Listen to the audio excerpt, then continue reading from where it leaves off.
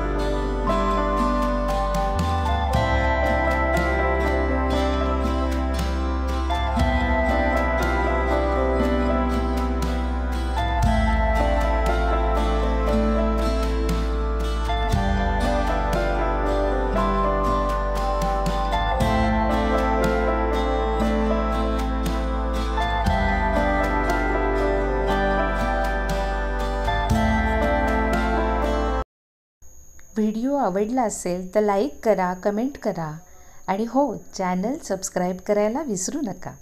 भेटूया पुन्हा पुढच्या भागात। नमस्कार।